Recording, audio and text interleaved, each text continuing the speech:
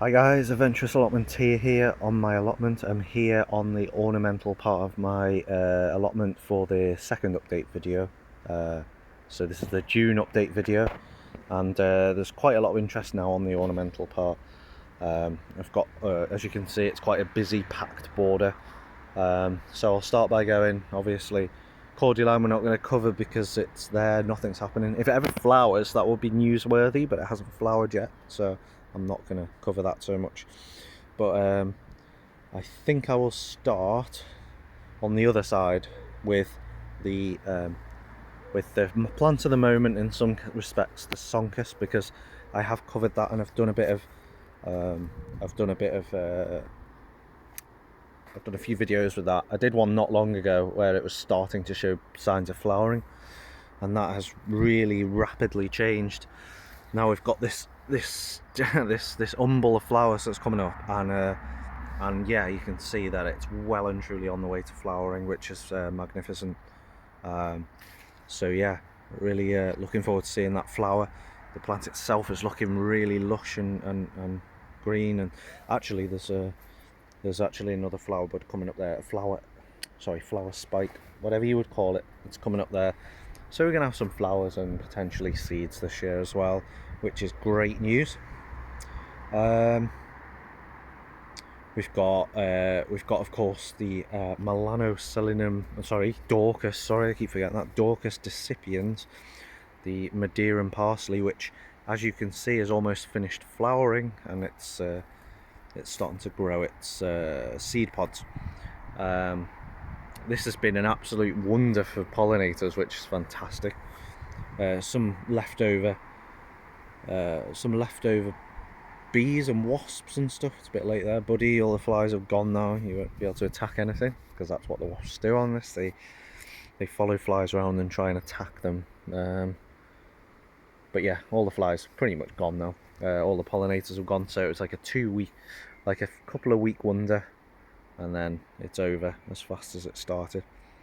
And of course I will collect seed from this, but it's gone after that. So yeah, it's been a really nice plant. Still got some really good architectural qualities, and some people say that the skeletal remains of this plant when it's dead is as good as it is when it's alive. So, but I will probably end up removing it rather than keeping it over winter, because I've got other things I can plant.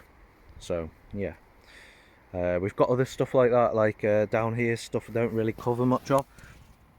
These interesting little flowers are Mimulus. I've forgotten the name. It's been that long, I've forgotten what the name of them is.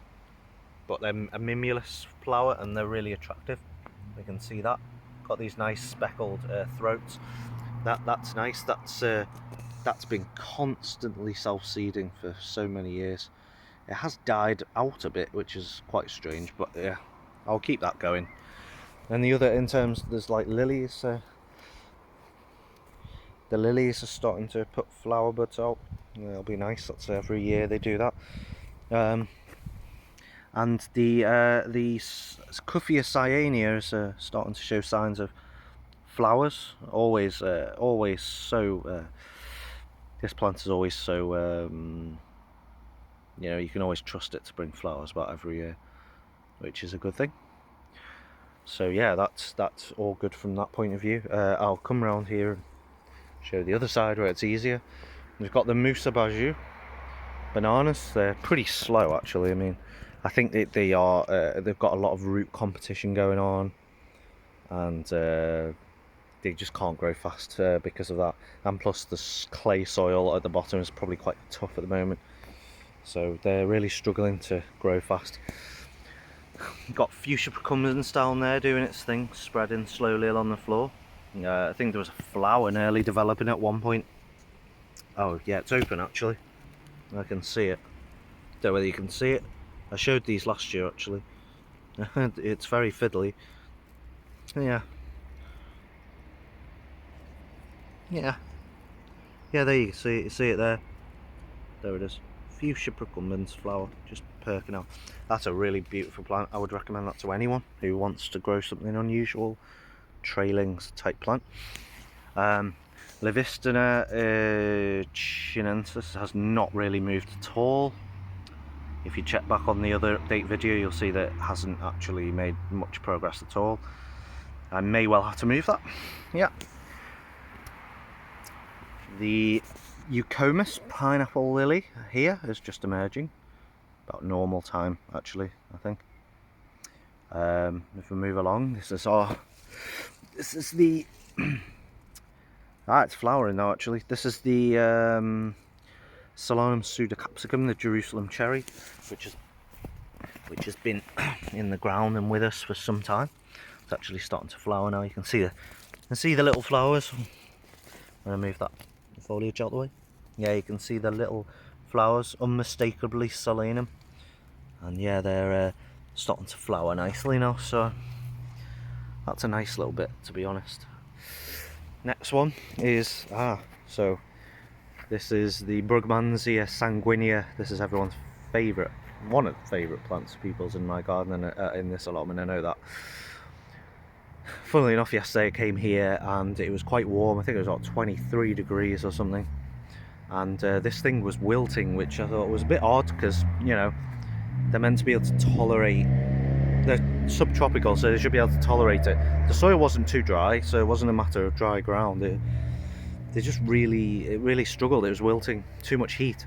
And now in the forecast they're saying it could get up to as high as 32 or 33 by next weekend. That would not be good for this plant, not at all, and it would really struggle. So I'm a bit concerned. So if that does happen, then might have to end up watering it profusely on that day just to stop it from like wilting and dying, to be honest. And that is something that leads me on to saying there is a forecast at the moment which is showing extreme temperatures, heat temperatures rather, next weekend. Whether it will happen is another thing, but the potential is there, and they're saying maybe up to 36 or 37 in London. Yep, you heard me right, 36 or 37. That's very, very, very close to breaking the all-time record again. We seem to do that every year now, which is just insane. And quite a clear case that climate is unfortunately changing, whether we believe it or not. This seems to be going in that direction from my perspective anyway. So moving on from Brugmansia here, there's the Tetrapanax, and this thing is huge, and it's just crazy off the scale. Just for example, my hand against that leaf, it's absolutely huge, this thing. This is not the biggest leaf either. This is quite small compared to what they will get.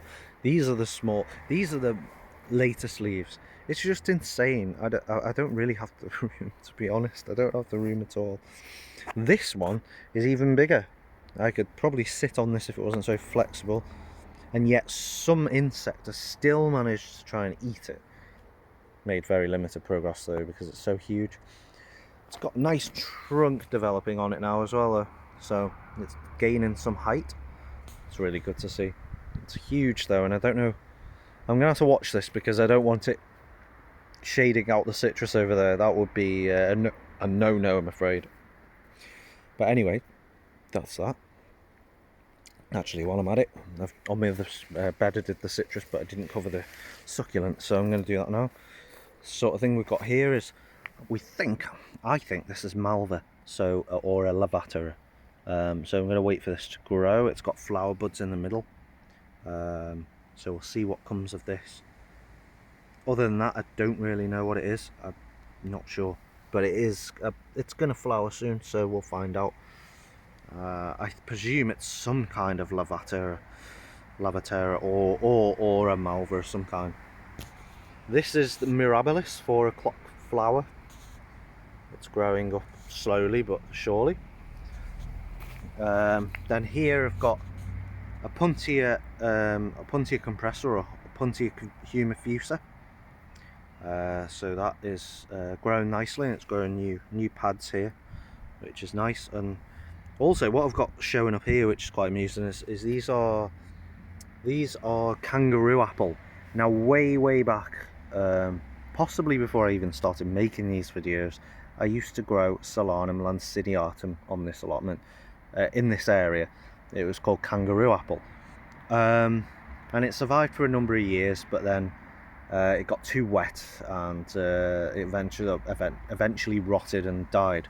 But in the meantime, it spread lots of seedlings, and I'm still getting them about 5 or 6 years later, and you can see them here just turning up on the allotment. And it's quite funny because I didn't have any the year before, so yeah, so they're coming back through, and which is interesting. Aloe here, Aloe striatula, and it's actually growing lots of new growth at the base there. I've got to be careful with this because I don't want it to overcrowd or grow into the citrus here, because citrus don't like root competition really. The next one is the Metrosideros umbellata, which has made some nice new growth this year. No sign of any flowers yet, but the growth is coming. I don't know when this thing flowers, I'm not sure. I'm as in the dark as anyone else. Yeah, so this is nice. And then of course Fascicularia bicolor, which is the bromeliad from Chile, very nice. And various other sort of plants and stuff have dotted around. So yeah, the last one I'll go and show you is the ornamental things on this side. So I've got the Euphorbia mellifera, which is showing the last dregs of flowering. It's now actually growing, it's now actually developing seed pods. They're almost developed, so I'll find more seedlings of this. And actually, I don't know whether I can find it, but there is here some seedlings from this, but I'll do that in another video. But yeah, and if I look down here, there's the other one still growing. Its leaves are quite big now compared to what they were in the last one. And yeah, and that's that. And there's the other Euphorbia. It's a bit of a jungle in here. I need to get in and tidy it up and sort it out. And then what we've got here is this one here is the Correa, this one, and it hasn't started to show any signs of flowering yet, but that won't be long away. And then of course the ornamental plants which are in here, cannas and whatnot. Anyway, that's it. Actually no, it's not. I've got this one as well. This is my Dendroceras littoralis that I always keep an eye on. It's doing quite well. It's okay actually. It's not doing too bad at all. It just continues to grow growth. It hasn't been attacked, which is nice to see, because usually they get attacked by pests. Anyway, I will finally now end the video. Thanks for watching. Please like if you enjoyed the video. Please subscribe if you haven't, and I'll be back again for another video soon. Thanks for watching.